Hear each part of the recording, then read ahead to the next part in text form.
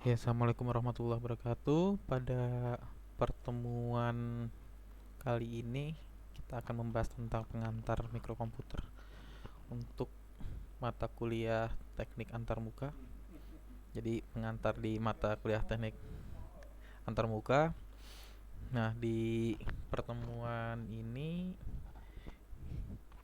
eh ini dasar ya. Jadi di mikrokomputer sendiri nanti ada microcontroller dan microprocessor. Jadi perbedaan, kalau kita lihat dari sini, perbedaan antara microcontroller dan microprocessor, di microcontroller itu, di dalam satu microcontroller itu terdiri dari beberapa jenis, beberapa jenis alat. Jadi misalnya ada CPU, ada input output port, kemudian ada counter, ada timer, RAM, ROM. Jadi dia tergabung dalam satu microcontroller. Berbeda dengan mikroprosesor. Untuk di mikroprosesor sendiri biasanya hanya CPU-nya saja. Jadi hanya di CPU, nah sisanya misalnya seperti RAM-nya, kemudian input output portnya itu terpisah terpisah dari mikroprosesor tersebut. Jadi untuk mikroprosesor hanya CPU-nya saja. Untuk microcontroller itu dia satu kesatuan. Jadi ada CPU, ada RAM, ROM, dia satu kesatuan. Nah, contoh dari microcontroller ini misalnya yang sudah kalian coba-coba, misalnya kayak ATmega AVR gitu, atau yang di ATmega ini kan ada juga kayak Arduino ini mengambil ATmega juga ya, ATmega untuk microcontrollernya. Nah, dia menggunakan microcontroller. Nah, untuk microprosesor ini ya seperti komputer-komputer kita, atau misalnya yang untuk yang single board komputer itu misalnya seperti Raspberry. Raspberry itu walaupun dia bentuknya single board komputer, dia mikroprosesor. Jadi untuk RAM-nya, kemudian untuk ROM-nya, kemudian untuk seperti input output portnya itu terpisah dari CPU-nya sendiri. Jadi nggak tergabung gitu ya. Kemudian perbedaannya apa sih antara microcontroller dan microprocessor?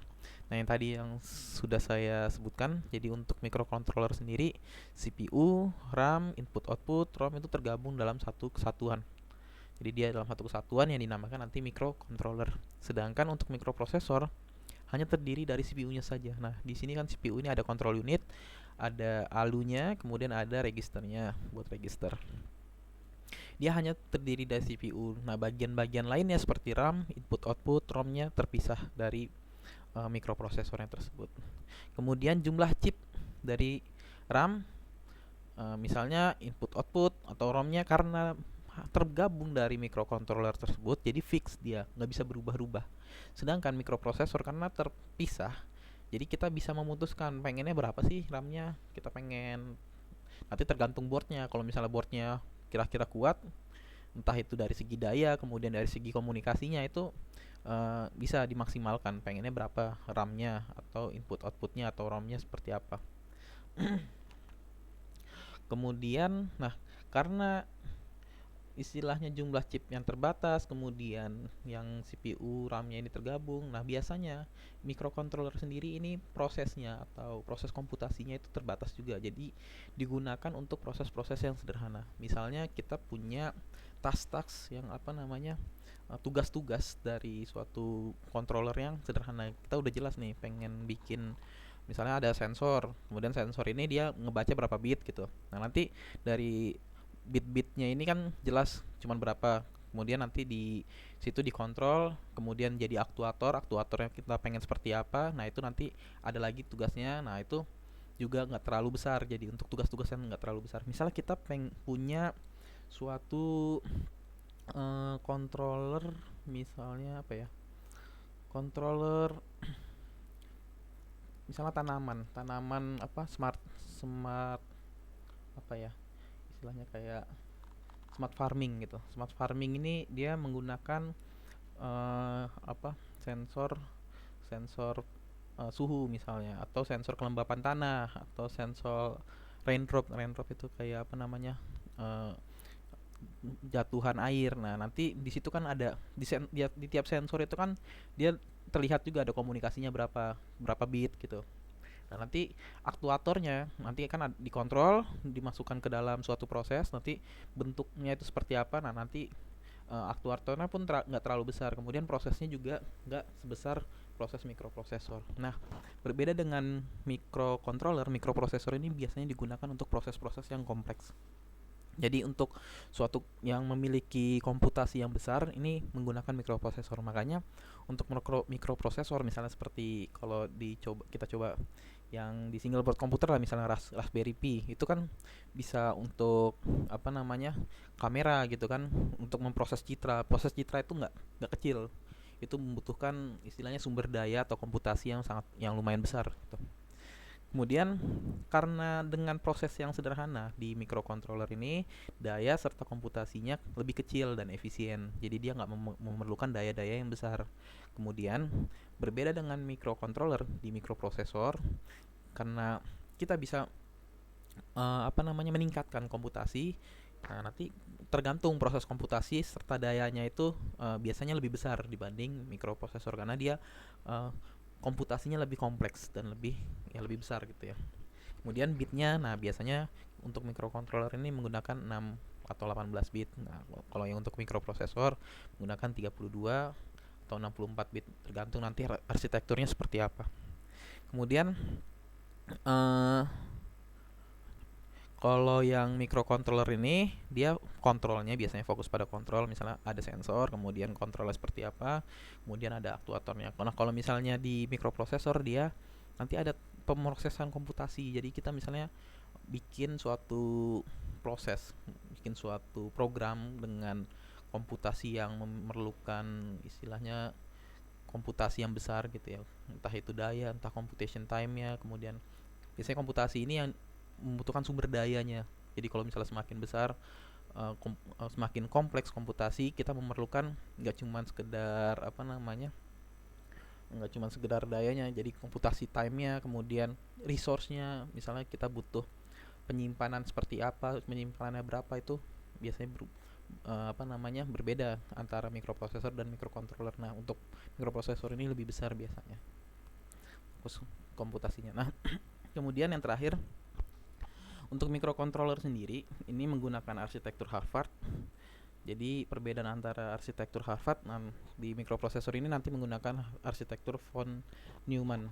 Nah, arsitektur von Neumann ini istilahnya adalah arsitektur yang biasa digunakan di semua komputer yang ada di dunia. Jadi kayak arsitektur x86, arsitektur S64, kemudian ARM, itu menggunakan arsitektur von Neumann.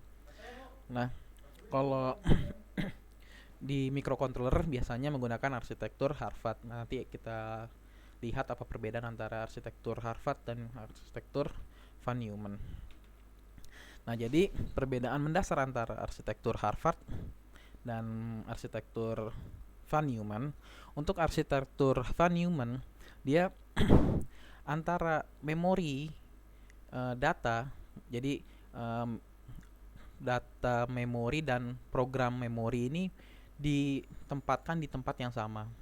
Berbeda dengan arsitektur Harvard. Untuk Harvard, memori pada program atau kode ya di sini ya, dan memori pada data ditempatkannya di tempat yang berbeda. Jadi untuk von Neumann ini, nah ini yang arsitektur pada mikroprosesor ya. Nah, kalau yang ini arsitektur pada microcontroller. Nah, untuk von Neumann ini misalnya kalau misalnya memori pada data, karena mereka bergabung, jadi memori pada data dan memori pada kode dia ditempatkan di tempat yang sama. Jadi bisa lebih apa ya, lebih fleksibel tempat-tempatnya, berbeda dengan arsitektur Harvard. Nah, kalau Harvard ya, kalau memori khusus program di tempat yang di ini, kalau yang memori khusus data di tempat yang di sini. Nanti perbedaannya bagaimana? Perbedaannya adalah nanti pada saat dia melakukan suatu proses di von Neumann mesin ini, dia kalau misalnya dia antara memori apa namanya, proses register antara data sama program nih, dia harus bergantian, harus sekuensial, jadi bergantian nantinya. Berbeda dengan yang Harvard mesin ini bisa antara program dan memori, dia misalnya yang satu melakukan proses, yang ini juga bisa melakukan proses, jadi bisa melakukan proses secara paralel, bisa secara berbarengan antara yang ini dengan yang ini. Beda dengan yang ini, dia harus bergantian gitu. Jadi yang Kalau misalnya masalah apa namanya delay di dalam suatu proses antara microcontroller dengan microprosesor dengan program yang sama, misalnya apa namanya dengan task yang sama, itu delay pada microprosesor ini lebih lambat dibanding delay pada microcontroller. Karena di microcontroller program memori dengan data memori ini bisa dilakukan prosesnya, apa namanya prosesnya bisa dilakukan secara bersama-sama. Sedangkan kalau yang ini sekuensial, jadi saling menunggu gitu, tunggu ininya. Nah, kalau misalnya mereka antara CPU ini memiliki apa kecepatan yang sama, nanti kan ada kecepatan clocknya berapa gitu kan. Misalnya kalau microcontroller itu masih megahertz ya. Kalau yang udah prosesor-prosesor yang di apa namanya di device-device kayak komputer, kemudian HP, prosesor itu sudah gigahertz hitungannya. Nah, kalau misalnya mereka menggunakan clock yang sama, yang bagian ini lebih cepat dibanding yang ini. Nah, untuk bagian ini juga kayak bandwidthnya antara pertukaran data antara program memori dan data memori, bandwidth data yang ditransfer itu bisa berbeda antara yang ini dengan yang ini. Kalau yang ini sama karena mereka satu satu jalur gitu. Kalau ini kan beda jalur, yang ini satu, yang ini satu gitu. Nah, ini baru ke input output device-nya. Jadi yang Von Neumann ini biasanya untuk komputer-komputer atau misalnya single board komputer, pokoknya yang menggunakan mikroprosesor. Jadi dari mulai komputer, kemudian HP-HP, kemudian apa namanya? Kalau di ini Raspberry Pi. Nah, ini menggunakan Von Neumann. Atau ada juga seperti hybrid gitu. Ada Von Neumann mesinnya, ada Harvard mesinnya. Kalau di komputer-komputer itu ada yang begitu. Jadi untuk Harvard mesinnya di bagian pengambilan cache biasanya. Pengambilan cache di apa namanya di komputer itu menggunakan Harvard arsitektur arsitektur Harvard. Nah, bagian pengambilan memori biasanya menggunakan Von Neumann gitu. Nah, ini di microcontroller sendiri nanti di setiap ini ada registernya. Nanti ya di ini ada prosesor, kemudian ada SRAM-nya, kemudian ada flashnya, apa namanya naruh datanya, kemudian ada counter modulnya nanti atau timer modul, kemudian ada interrupt control, misalnya ada sesuatu hal, ada apa namanya suatu faktor eksternal yang menyebabkan interrupt gitu, nanti bisa langsung ke ini ya. Kemudian di sini input outputnya entah itu analog atau modul, kemudian di sini ada digital input output atau analog. Nah, kemudian di sini ada serial interface modul. Nah, ini nanti dia ada komunikasi, apa ada istilahnya ininya, jalannya di sini. Nanti menggunakan bus di microcontroller tersebut. Nah, nanti kalau misalnya pengen diproses di sini, jadi nanti setiap proses entah itu counter, entah itu flash, entah itu ini, dia bentuknya register. Gitu. Kemudian, nah di microcontroller nanti ada yang disebut clock di microcontroller. Jadi clock itu adalah suatu kecepatan proses yang berjalan secara teratur, tergantung nanti clocknya berapa. Misalnya ada frekuensi clock sebesar 16 MHz, berarti dia satu detik dia melakukan 16 juta detakan secara teratur. Jadi satu detik 16 juta. Semakin besar megahertznya, dia semakin apa namanya kecepatan clocknya semakin besar. Nah, kalau misalnya udah di mikroprosesor yang kayak komputer-komputer biasa itu sudah menggunakan giga ya. Selain itu nggak cuman single prosesor aja, dia nggak cuman single core, maksudnya dia bisa apa dual core, bisa 4 gitu, bisa 8. Nah, kalau misalnya dihitung, dia sebenarnya nggak serta merta 4 kali misalnya berapa gigahertz. Nah, nggak, biasanya tuh ada proses komunikasinya juga, proses apa namanya saling komunikasi. Nah, itu nanti biasanya dikurangi dengan jumlah clocknya. Misalnya clocknya berapa dikali berapa, nanti ada proses-proses lainnya yang istilahnya dia nggak cuman langsung ini aja. Jadi kalau misalnya kita ada proses suatu komputer ya, misalnya paling gampang setiap komputer misalnya komputer ya memiliki beberapa program, entah itu misalnya program lagi mendengarkan musik, program lagi melakukan PPT seperti ini, kemudian program, jadi kan ada task, semuanya ada proses. Nah, setiap proses itu dilakukan bergantian secara sekuensial.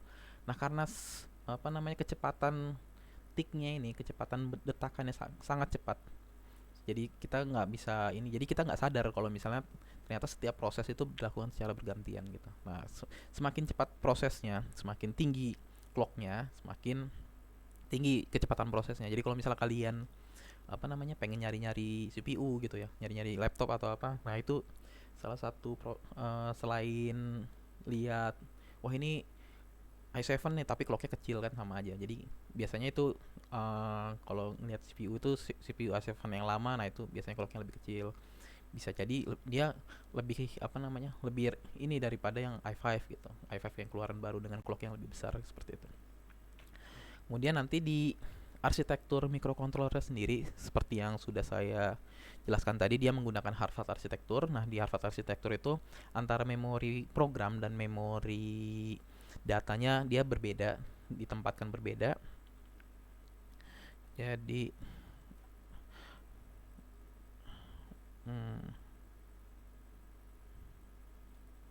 nanti ada apa namanya di sini misalnya ada CPU, kemudian di sini nanti ada memori apa ini CPU misalnya ya, CPU, kemudian di sini data memori,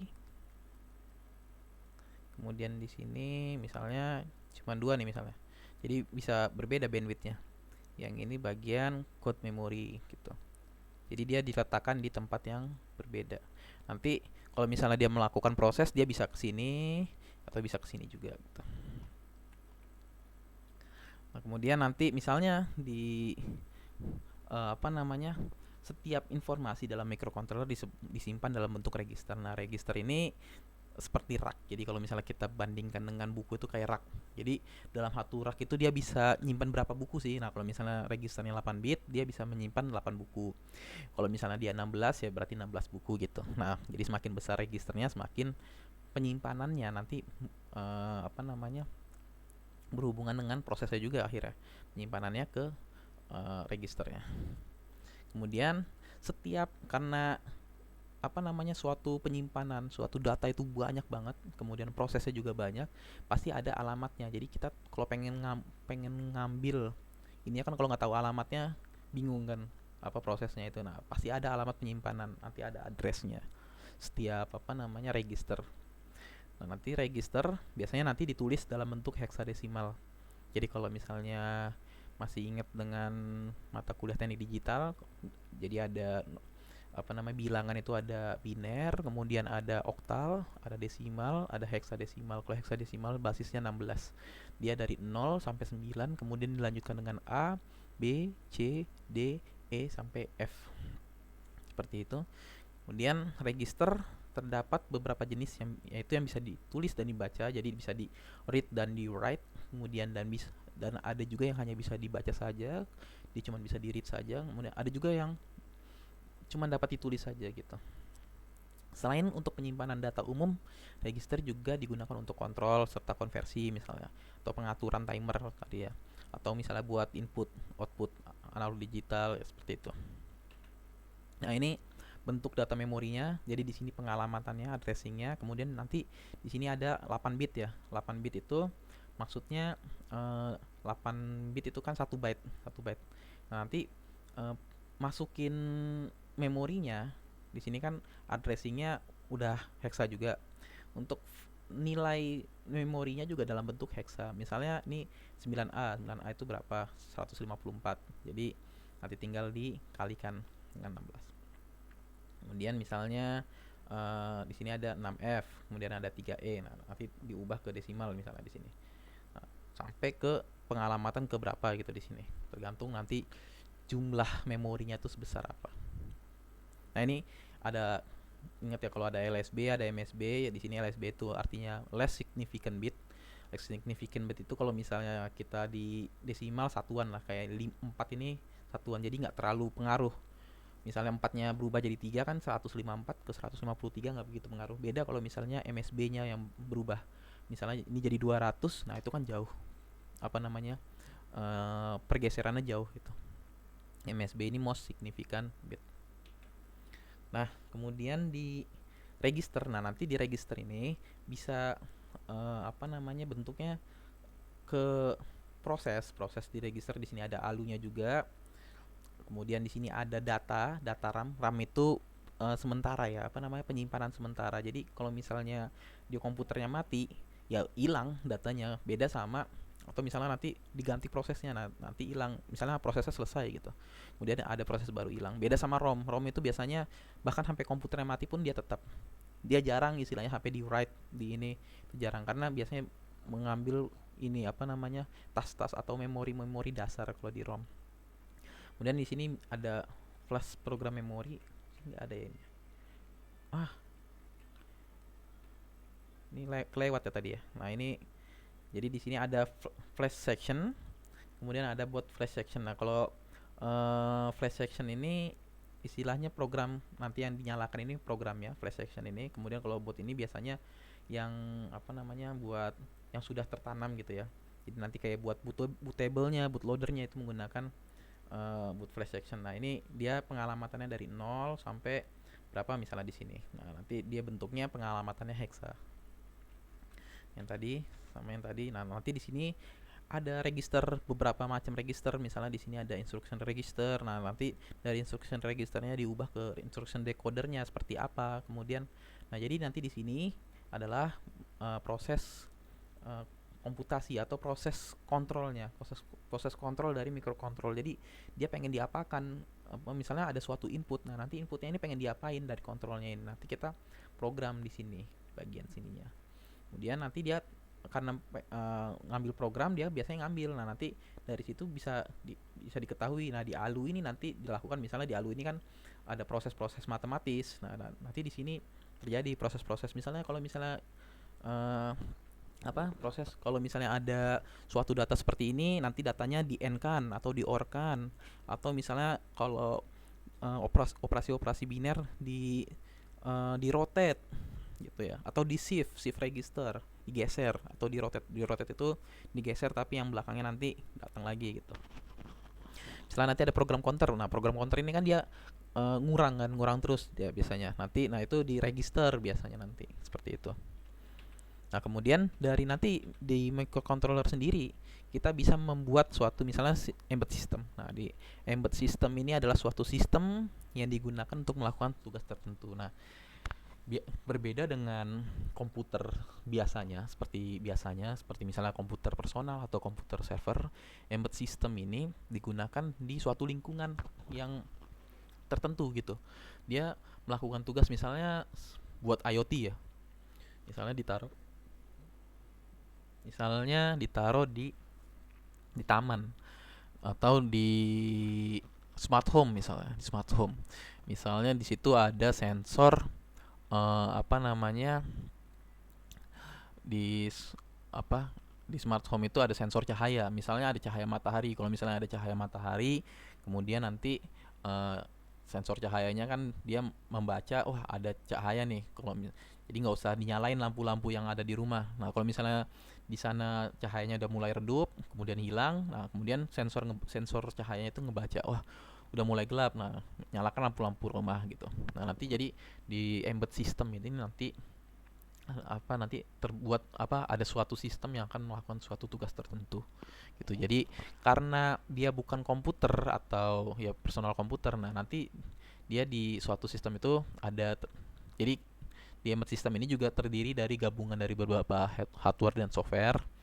Nah, hardware-nya tergantung kebutuhan. Jadi kalau misalnya nggak terlalu besar-besar amat komputasinya, ya hardware-nya yang kecil aja. Karena yang namanya overlap atau overpower misalnya suatu sistem atau suatu hardware di suatu tempat. Misalnya kita punya sistem yang nggak terlalu besar nih komputasinya, tapi kita naruh hardware di sana. Nah, itu merugikannya nanti konsumsi powernya, nanti konsumsi dayanya besar, padahal kita nggak melakukan hal-hal yang besar gitu kan. Kemudian nanti ya itu jadi disesuaikan biasanya hardware dan softwarenya, kemudian ditempatkan di lingkungan tertentu. Nah, karena bukan PC ya, jadi dia harus memiliki kekuatan untuk bertahan di lingkungannya. Misalnya dia ditaruh di hutan, jadi untuk mengamati misalnya hewan-hewan yang ada di hutan, sensor-sensornya ini. Nah, Dari situ dia harus bertahan, misalnya hardware-nya harus tahan terhadap hujan atau terhadap tekanan tekanan lainnya gitu.